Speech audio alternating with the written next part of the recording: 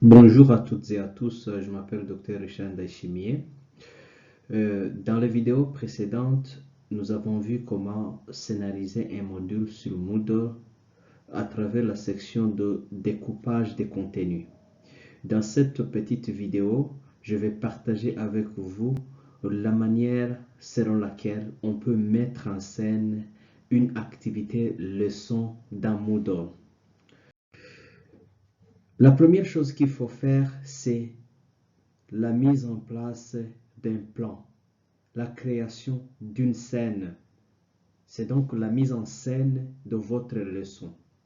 Dans les vidéos précédentes, nous avons créé un cours sur la gynécologie obstétrique et nous allons poursuivre notre parcours de scénarisation avec la mise en scène de cette leçon que nous avons découpée dans les vidéos précédentes. Alors, cette mise en scène de la leçon sur la gynécologie obstétrique, ce sera fait pour une période déterminée. Donc, pour une leçon, il faut bien déterminer le nombre de jours sur le calendrier. Par exemple, moi j'ai pris 7 jours pour la leçon sur la gynécologie obstétrique. Souvenez-vous, nous avions découpé notre leçon en 3 sections. Et là, nous avons donc des sections qui sont là, la section 1 et la section 2 et la section 3. Et ces sections-là sont, ce sont des parties sur lesquelles nous allons travailler, nous allons construire notre leçon. La section 1, c'est la lecture des modules, donc la lecture du module de gynéco-obstétrique, et dont l'objectif est d'identifier correctement la plainte relative à l'urgence chirurgicale. Et donc, pour les personnes à qui nous allons donner cette leçon, cela va leur prendre 2 jours. On suppose que 2 jours, les gens vont lire, essayer de comprendre comment identifier correctement les plaintes relatives à l'urgence chirurgicale en gynéco-obstétrique. À partir de cette lecture, à la fin de ces 2 journées de lecture sur la section 1, il y aura un test et on va planifier dans la même leçon un test de connaissances sur les plaintes, donc sur la section numéro 1. Et donc ce sera une journée, un test qui peut prendre quelques minutes par jour, mais on suppose que la journée est dédiée à ce test. Et donc, si la personne qui a fait le test a un échec, donc il n'a pas réussi, il a eu moins de la moitié, donc c'est paramétré ce sera paramétré sur la plateforme, et donc il devra refaire la leçon numéro, la section numéro 1 avec bien sûr la période de sa convenance. C'est à lui de s'organiser, de pouvoir refaire la section numéro 1 en exploitant par exemple aussi la bibliothèque virtuelle et d'autres informations qui lui permettront de réussir la section numéro 1. Et au cas où la personne qui a fait le test sur la section 1 a réussi, il doit, lui ne va pas refaire, mais oui, il doit continuer pour la section numéro 2. Et la section numéro 2 a, chez nous, sur cette leçon, a 2 pages. Et la première page, c'est, par exemple, comment poser les bonnes questions. La deuxième page, ce sont des examens qui sont nécessaires, que ce soit des examens physiques ou des examens de labo.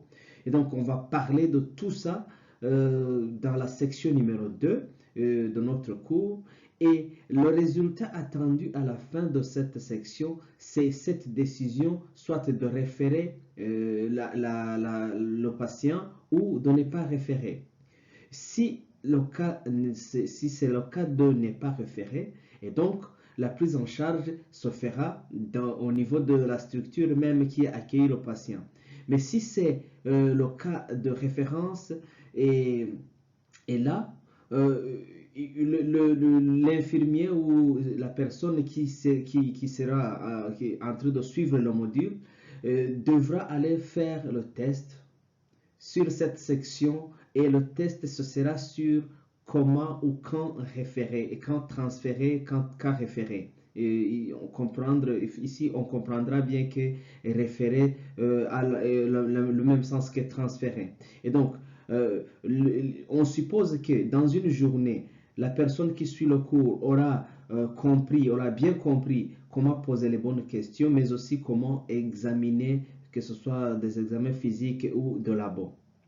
Il y aura une journée pour faire le test sur la référence des cas de gynéco-obstétrique après avoir posé des bonnes questions et fait les examens. Et quand il va échouer, au moment où il échoue, il va refaire l'examen à sa convenance et il va peut-être pas refaire l'examen, mais refaire la leçon pour pouvoir avancer, refaire le test. Il peut utiliser chaque fois la bibliothèque virtuelle ou d'autres informations mises à sa disposition par l'enseignant. Quand il va réussir le test numéro 2, il va continuer vers la section numéro 3. Et la section numéro 3, c'est comment assurer la mise en condition pré-transfert du patient. Et il va lire toute la documentation en une journée, c'est pas beaucoup, et essayer de comprendre cette section afin de pouvoir faire le test final qui est la mise en condition de pré-transfert et ce sera la fin de la leçon. S'il ne réussit pas à cette leçon, il va pouvoir retourner en arrière sur la section numéro 3, essayer de décortiquer, voir ce qui se fait et il peut utiliser la bibliothèque virtuelle, etc. ou d'autres informations et à la fin, il va refaire le test et ce sera la fin de la leçon. Bref, ça c'est un schéma que l'enseignant doit dessiner.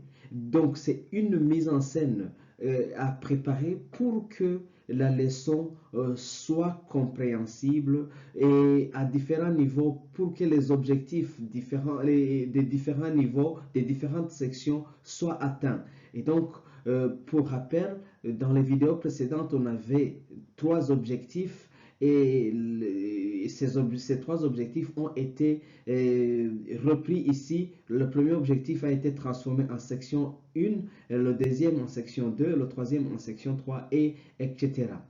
Pour se préparer à la dernière étape de scénarisation, nous avons préparé quelques informations pour pouvoir intégrer la leçon. Alors, nous avons par exemple préparé la section 1 que nous allons poster sur la leçon. Ensuite, nous avons prévu un test sur la section numéro 1 et avec 2 questions et on peut aller très loin avec les questions et on va montrer comment est-ce qu'on doit insérer la section 1 et comment on doit insérer le test sur la section 1. En deuxième lieu, on verra comment intégrer la deuxième section et le test sur la deuxième section. Et en troisième lieu, on verra comment insérer la section numéro 3 et le test numéro 3 qui va conduire à la fin de la leçon.